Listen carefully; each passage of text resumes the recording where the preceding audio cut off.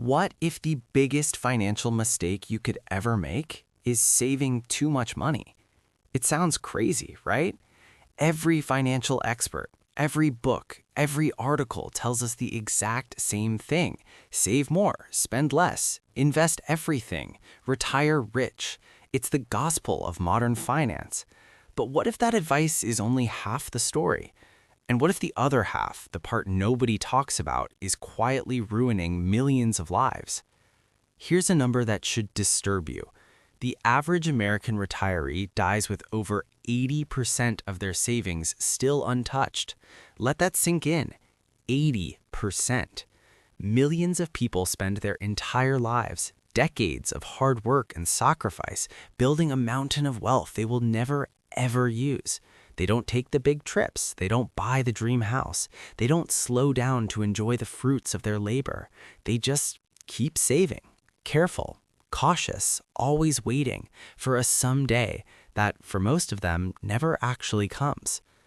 A financial planner recently shared a story that stopped me cold. He had a client who spent 40 years meticulously building his wealth. This man was the model of financial discipline. He skipped the family vacations. He drove the same old car for 15 years at a time. He said no to every little indulgence, always with an eye on the future. He did everything right, and he retired with over $3 million in the bank. And then he died, just 3 years later. He never took the trips to Europe he talked about. He never slowed down to learn that hobby he'd always been curious about. He never really used most of the money he spent his life earning. He won the money game comprehensively, but somehow he still lost the life game. That uncomfortable, almost heretical idea is the core argument of a book that made Wall Street absolutely furious. It's called Die with Zero by Bill Perkins, and the title alone is enough to make most financial advisors break out in a cold sweat. Because Perkins doesn't just challenge the idea of saving, he argues that dying with a full bank account is just as much of a financial failure as dying broke. Now, before you dismiss this as reckless advice for irresponsible people, hear me out, because the logic behind it is disturbingly, powerfully hard to argue with. Here's the part most of us get fundamentally wrong about money. We treat money like it's the goal, but money isn't the goal. Money is a tool, and like any tool, whether it's a hammer or a paintbrush, it only has value when you use it. To explain this, Bill Perkins introduces a concept he calls the experience curve. Think about it this way. When you're 25 years old, a backpacking trip through Europe might cost you $3,000. You stay in hostels, you eat cheap food, you walk everywhere, and it gives you memories and stories that will last a lifetime. Now, fast forward to when you're 75. That same trip might cost you $15,000. You need business class seats, hotel upgrades, special accommodations, and even then, you might not be able to physically enjoy it in the same way. The cobblestone streets are a hazard. The long days are exhausting. The experience itself didn't change, but your ability to extract value, joy, and meaning from it has plummeted. Money has a declining utility over time. A dollar spent at age 30 buys you more life than a dollar spent at 80, not because the dollar is worth more, but because you are more capable of turning that dollar into something meaningful. And that's a crucial math problem most financial advisors never, ever talk about. Now here's where it gets really interesting. We all understand compound interest. It's the eighth wonder of the world, right? You invest $10,000, it grows, it compounds, and in 30 years, maybe it's $100,000. But Perkins argues that our life experiences compound too. He calls them memory dividends. Think about the best trip you ever took, the most meaningful experience you ever had. How many times have you told that story at a dinner party? How many times has that memory popped into your head and made you smile on a random stressful Tuesday? How many relationships in your life became deeper because of something you experienced together? That trip didn't just happen once. It keeps paying you back in joy and connection, in your very sense of identity, for years, sometimes for decades. And here's the kicker. The earlier you invest in those experiences, the more memory dividends you collect over your lifetime. A trip you take at 28 pays you those dividends for 50 years. A trip you finally get around to at 78 pays dividends for maybe 5 years. So when a financial advisor tells you to delay that experience to save another $5,000 for retirement, they're actually costing you decades of compound returns. They're just not the kind of returns that show up on a spreadsheet. But here's the part of this philosophy that can make you truly uncomfortable. Your life is not one long, flat experience. It has seasons, and we have to be honest about what those seasons look like. Researchers on retirement break it down into 3 distinct phases.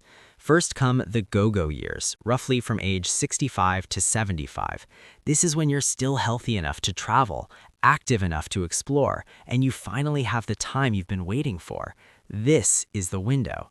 Next come the slow-go years, from about 75 to 85. Your energy declines, health issues start to appear, you travel less, you spend less, you simply do less. And finally, there are the no-go years, age 85 and beyond.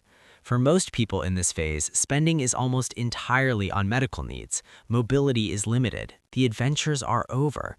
And here's the data that should fundamentally change how you think about money. The average retiree's spending drops by 2 to 3% every single year after age 65, not because they want to spend less, but because they physically can't spend more. They saved their entire lives for a future version of themselves that no longer exists. So the question we should be asking isn't, do I have enough money? The real question is, do I have enough time and health left to use it? And this is where it gets personal, because most of us aren't making conscious decisions about this trade-off at all. We are on autopilot.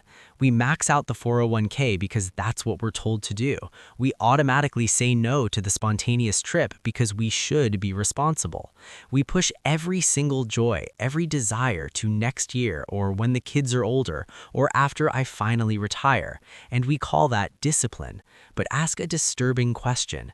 At what point does discipline become self-punishment? There's a story in his book about a man who worked at the same company for 35 years. He saved everything. He did everything right by the book. He retired at 65 with more money than he could ever possibly need. And you know what he told his financial planner? He said, "I don't even know what I like anymore." He had spent so long optimizing for the future that he had completely forgotten how to live in the present. His bank account was full, but his life was empty. And that's not a financial success story. That is a tragedy with a very nice spreadsheet. So does this mean you should just blow all your money and YOLO your way through life? No, absolutely not. And this is the part that most critics get wrong about the die with zero idea. Perkins is not anti-saving, he's anti-pointless saving. There's a massive difference. His argument is simple. You should be able to calculate the point at which saving more money stops making your life any better. For example, let's say you figure out that you need $60,000 a year to live comfortably in retirement. With Social Security and a reasonably invested portfolio, you might need about $1.2 million saved to generate that income. Anything beyond that, the $1.5 million, the $2 million that some people obsess over, isn't actually making your retirement better. It's just making your heirs richer. And unless your primary life goal is to leave as much money as possible to people who didn't earn it and who statistically will likely blow through it within a generation anyway, then every single extra dollar you saved past that point was a dollar of life you didn't live. That's not an opinion, that's just math. And this leads to the final idea, which might be the most powerful one of all. If you truly want to help your children, your family, your community, give your money while you're alive. Not in a will, not after you're gone, now. Perkins calls this the principle of giving at the right time.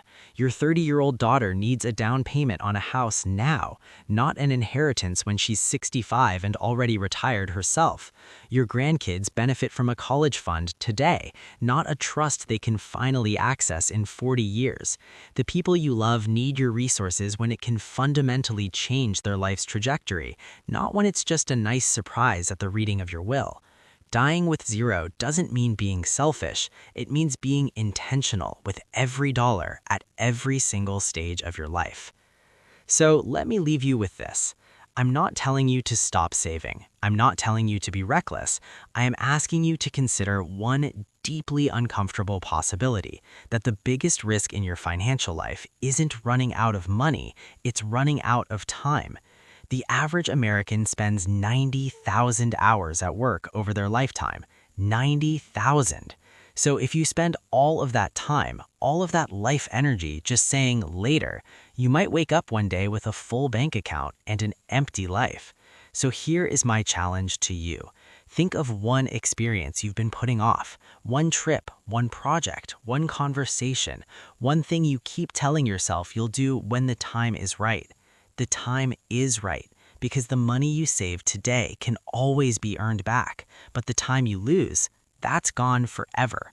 So ask yourself, are you building wealth or are you just postponing life?